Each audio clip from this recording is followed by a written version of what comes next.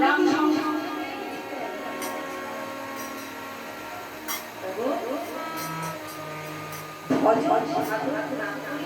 তোমার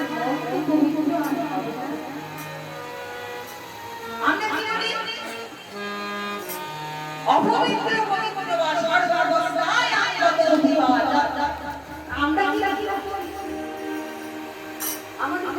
আমাদের মন আছে এটা তো পবিত্র কালো ছায়াই হয়ে আছে আমার আমার এটা আমার এটা আমার আমার হবে আমার হবে এটা আমার এটা আরো চাই আরো চাই চাই চাই চাই চাই না আর চাই গো যাকে চাওয়ার তাকে চাইতে পারছে না যে তোমার সঙ্গে থাকবে তাকে তো চাইতে পারবে না তুমি আজ আছো কাল নেই তুমি আজ এসেছো কাল তোমাকে চলে যেতে হবে তুমি এসেছো অভিনয় করতে কখনো করছো মায়ের অভিনয় কখনো করছো মেয়ের অভিনয় কখনো করছো শাশুড়ির অভিনয় কখনো করছো ঠাকুর দিদার অভিনয় এই অভিনয় কখন শেষ হবে যখন তুমি চলে যাবে হরি বল একটাই রাস্তা তাহলে তারপরে তোমাকে কে নিয়ে যাবে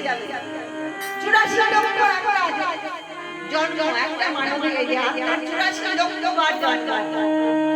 তাহলে এই 84 লক্ষ মানে মানুষ জন্ম কি বলে গো অতি দুর্লভ মনুষ্য জন্ম অতি দুর্লভ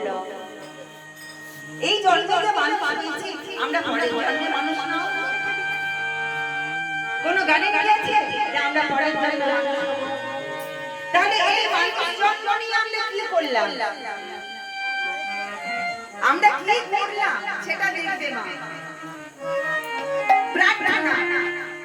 একটা ছোট কথা বলি বাবা ভোলা আর মা দুর্গা হলো কালী পুজো আছে না ওই বছরে বাবা আর মা বেরোয় তাদের সন্তান আর সন্ততিকে দেখতে কি করতে তারা কেমন আছে তারা কেমন সাধন ভজন করছে তারা কি মা অন্নপূর্ণা মনে হয় তারা ঠিকঠাক খাওয়া দাওয়া করছে তো মা পার্বতী আর বাবা ভোলা এবার এক জায়গায় দাঁড়িয়ে নম প্রণাম করছেন মহাদেব মা পার্বতী বললেন তুমি প্রণাম করছো এখানে কোনো মন্দির নেই এখানে তোমার ইষ্ট দেবতাও নেই এখানে তুমি কাকে প্রণাম করছো বলছে দেখ দেখ এক মহাদেব এক ভক্তকে প্রণাম করছে জানো ওনার ক্ষমতা নেই ওনার খুব ইচ্ছা যে আমি এখানে একটা ভাগবতের আসন করব আমি কখন প্রতিটি মানুষকে কানে শোনাতে পারবো ভাগবত কথা প্রতিটি মানুষের ভিতরে যে হিংসা যে লালসা যে কামনা যে বাসনা তার থেকে মুক্তি করতে চাই আমি কথায় ভাগবত কথা বাংলায় আমি তাই সেই ভক্তকে আমি প্রণাম করছি জানো ওই ভক্তকে চাইছি কার কাছে চাইছি পার্বতী ওটা আমার ভক্ত আমার কাছে চাইছে আর ওই ভক্তকে আমি প্রণাম করছি কি চাইছে জানো প্রার্থনা যে ভক্ত সে প্রেরণা জাগায় আর যারা শ্রোতা